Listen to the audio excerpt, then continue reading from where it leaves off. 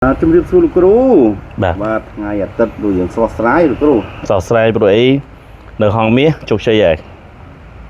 ចានៅហងមាសជោគជ័យមិនលោកគ្រូបាទនៅហងមាសជោគជ័យការទូទាញមួយកុំឲ្យបងប្អូនចេះថាទូទាញអត់ដែរត្រូវបាទមនប្រមាណជាមួយនឹងដារញ៉ែអូចាំមានឈ្នះពីមានតំប៉ាវិញអញ្ចឹងបាទឈ្នះបាទឃើញទេបោកពីលើធ្ងន់ខ្លួនទៅដោយវិយាហើយល្មុនចាញ់ដល់មួយយួរទេបាទឥឡូវចាញ់មួយកេះឲ្យត្រីមួយទៀតឥឡូវស៊ីសងនេះមានតំប៉ាចាញ់ដល់3យួរឯងចាញ់3យប់ប៉ុន្តែអស់ត្រីយត់លើអត់លើបាទនិយាយទៅ1 គុណ3ណាថាលោកគ្រូផលីថាបើទាដែរត្រូវបាទលោកគ្រូមិនដែរលោកគ្រូឃើញថាការប្រកួតម្សិលមិញនេះលោកគ្រូមានបានសិក្សាវីដេអូមានបាន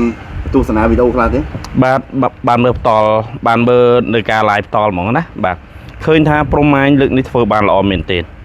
បាទឃើញធ្វើបានល្អមែនទែនគឺมันអាចស្លប់ដោយលើកមុនដែលគាត់មកជំនួសតែដល់ពេលគាត់ហាត់ពេញគាត់ធ្វើបានបំពេញទៅតាម fan ដែលជួយចិត្តគាត់ស្រឡាញ់គាត់ហើយគាត់ធ្វើឲ្យដារញ៉ាលវិបាកដែរចុងទឹក3បាទទឹក1ទឹក2គាត់រៀងទៅមួយរួចនឹងដារញ៉ាលដែរតែចុងទឹក3គាត់ធ្វើបានល្អមែនទែនហើយណាមួយបច្ចេកទេសគាត់អាវុធគាត់ក៏ល្អជាងមុនជំនួបលើកទី1តែតោះត្រង់តិចនៅចាញ់ជង្គង់ដារញ៉ែលហើយមួយទៀតនឹងការខុសលក្ខន្តិកៈបន្តិចបាទអញ្ចឹងយើងព្យាយាមប្រយ័ត្នបំផុតសង្ឃឹមថាមុននឹងជួបដារញ៉ែលលើកទី3សុំការគូបគងឬក៏តាមស្ថានីយ៍ដែលពាក់ព័ន្ធទៅនឹងខ្មែរបឺរីជីកសុំជួយចាប់ឲ្យគាត់បាន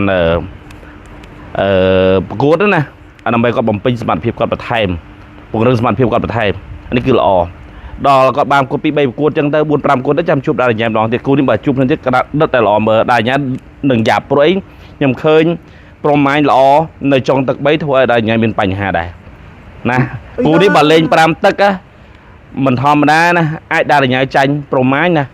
អញ្ចឹងមានន័យថាគូនេះលោកគ្រូគាត់ថាអាចនឹងមានវគ្គ3បាទវគ្គ3ព្រោះអីមិនអស់ចិត្តចុងទឹក3នេះព្រោះអីប្រមាញធ្វើល្អនៅចុងទឹក3ធ្វើល្អមែនទែនតែបើចូលដល់ទឹក4វិញបើសិនមាន5ទឹកដារញ៉ែលយ៉ាបាយដារញ៉ែលអស់លឿនដូចគ្នាបាទអញ្ចឹងដារញ៉ែលបើជួបជាមួយនឹងប្រមាញ5ទឹកវិញមិនប្រកាសថាអាចឈ្នះប្រមាញទេចាំណាមុននឹងជួបដារញ៉ែម្ដងទៀតសូមមានការគូបគងឲ្យបានច្រើនប្រកួតសម្រាប់ប្រមាញឲ្យបានពង្រឹងសមត្ថភាពទៅដល់គាត់អូខេអរគុណគ្រូគាត់ថារឿងប្លែកជាការប្រកួតមួយសារនេះព្រោះដោយសារអីគាត់សុំយីសងសឹងហើយអ្វីដែលគាត់ត្រៀមនោះគាត់ត្រៀមឲ្យបាទត្រៀមមកល្អហើយបន្ទុកម្សិលមិញនេះបើតាមមើលហ្នឹងគឺអត់មិនឯកច្ឆ័ន្ទ